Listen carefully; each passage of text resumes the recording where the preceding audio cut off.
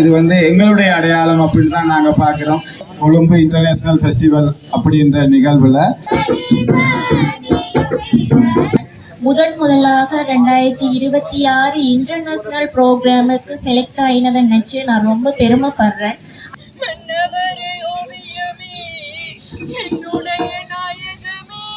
முதல் தடவை போற நேரம் தமிழ் நாடகத்துக்குள்ள செலக்ட் ஆனது எங்களோட டிராமா.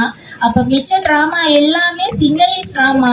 அப்ப எங்களுக்கு மொழி என்றது ஒரு பெரிய பிரச்சனையா இருந்துச்சு. அந்த இன்டர்நேஷனல்ல நான் மட்டும்தான் சோலோ பெர்ஃபார்மன்ஸ் பண்றேன். ஏனென்றா இன்னைக்கு தமிழர் ஆக்களே அவ்வளவு செய்வாங்களான்னு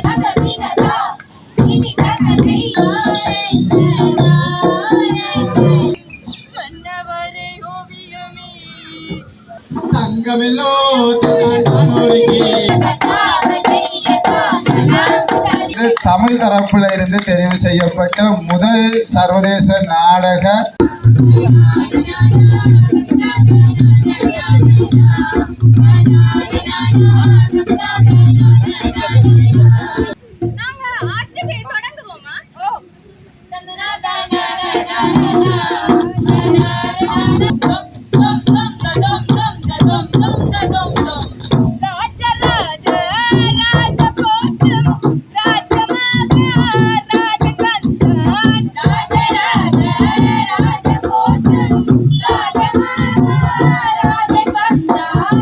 கூத்து அப்படின்ற ஒரு விடயப்பொருளை முன் வச்சு இந்த செயற்திட்டத்தை முன்னெடுத்திருக்கோம். அதில் இந்த கூத்தை பொறுத்த வரைக்கும் தமிழருடைய அடையாளமாக காணப்படுது. தங்க காலத்தில் இருந்து இப்போ வரையும் அது இளமறை காயாக ஓடி வர ஒரு தமிழருடைய பாரம்பரியமாக தான் அது பார்க்கப்படுது. இந்த பாரம்பரியமான கூத்து நிகழ்வு ஒரு பிரதேசத்துக்கு ஏற்ற வகையிலும் தமிழர்களுடைய தனித்துவமான அடையாளங்களை கொண்டு அது இயங்குது. இப்போ உதாரணமாக யாழ்ப்பாணத்தை எடுத்துக்கொண்டோம்னா இங்கே வடமோடி, தென்மோடி, காத்தவராயன் கூத்து, அதே மாதிரி வசந்த நாட்டை அப்படின்ற கூத்துருவாக்கங்கள் இருக்கு. ஆனால் அது இன்று சில கூத்துகள் அருகி வரும் தன்மையில தான் அதனுடைய அமைப்பு இருக்கு. இது தமிழருடைய பாரம்பரியம். நாங்கள் வந்ததெல்லாம் எடுத்துக்கொள்கிறோம், எங்களுக்கான அடையாளங்களை விட்டுட்டு எடுத்துக்கொள்கிறோம் அப்படின்ற ஒரு சின்ன தயக்கம் ஒன்று இருக்குது. இது யாழ்ப்பாணத்துக்கு மட்டும். அதே மாதிரி முல்லைத்தீவு எடுத்துக்கொண்டீங்கன்னா முல்லைத்தீவுலையும் காத்தவராயன் கூத்து இருக்குது. அது யாழ்ப்பாணத்திலிருந்து அங்கே ஆடுறதுக்கு ஏற்ற வகையில் சில வேறுபாடுகள் இருக்குது. இப்போ பாடல்கள் அப்படி வரும்போது இப்போ நாங்கள் பாடுறது சில வேளை முல்லைத்தீவுக்கான ஒரு அடையாளமாக இருக்கும். யாழ்ப்பாணத்து கலைஞர்கள் செய்யும் போது அது யாழ்ப்பாணத்தினுடைய மண் வாசனை ததும்பியதாக அதை செய்வாங்க. அப்போ அதில் எங்களுக்கான செயற்பாடுகள் இருக்குது. அதே மாதிரி முல்லைத்தீவு எடுத்துக்கொண்டோம்னா தனித்துவமாக முல்லைமோடி கோவலன் கூத்து அப்படின்ற இருக்குது. அது முல்லைத்தீவுக்கானது மட்டும்தான். அதனால தான் அதை முல்லை மோடி அப்படின்ற பெயரோடு அது அழைக்கப்படும். அதே மாதிரி மகிடி கூத்து அப்படின்ற ஒன்று இருக்குது. இது மட்டக்களப்புலையும் இருக்குது, முல்லைத்தீவுலையும் இருக்குது. அங்கே மட்டக்களப்பில் ஆடப்படுறதுக்கு வித்தியாசமாகவும் எங்கள்கிட்ட ஆடப்படுறது வித்தியாசமான ஒரு தன்மையாகவும் இது பார்க்கப்படுது.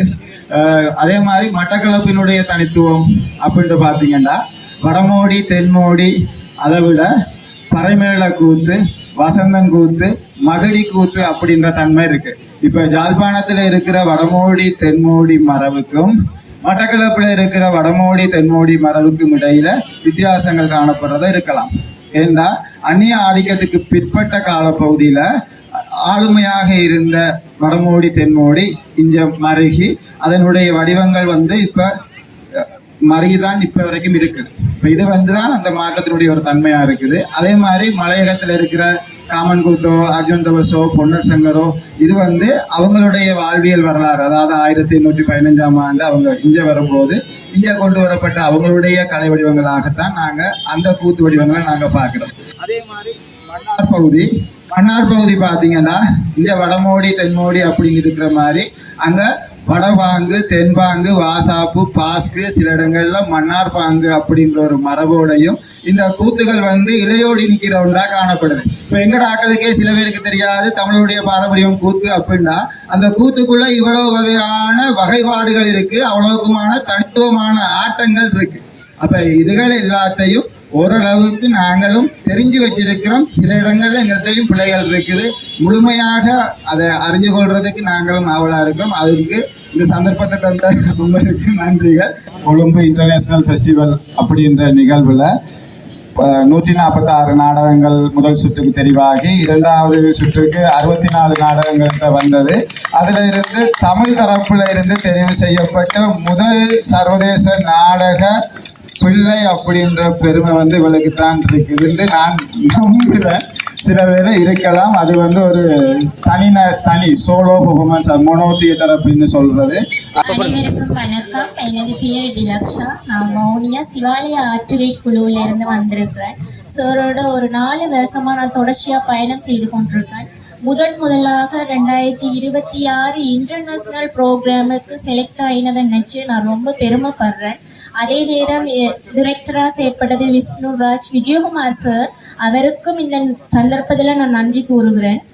முதல் தடவை போகிற நேரம் தமிழ் நாடகத்துக்குள்ளே செலக்ட் ஆனது எங்களோட ட்ராமா. அப்போ மிச்ச ட்ராமா எல்லாமே சிங்களீஸ் ட்ராமா. அப்போ எங்களுக்கு மொழின்றது ஒரு பெரிய பிரச்சனையாக இருந்துச்சு. ஆனாலும் அந்த கலைஞர்கள் மொழி என்றதை ஒரு பொருட்படுத்தாமல் எங்களோட ஒரு தோழனா சகோதரியா நல்லா பழகி இருந்தாங்க. அதே நேரம் எங்களுக்கு நிறைய ஹெல்ப்பும் பண்ணியிருந்தாங்க.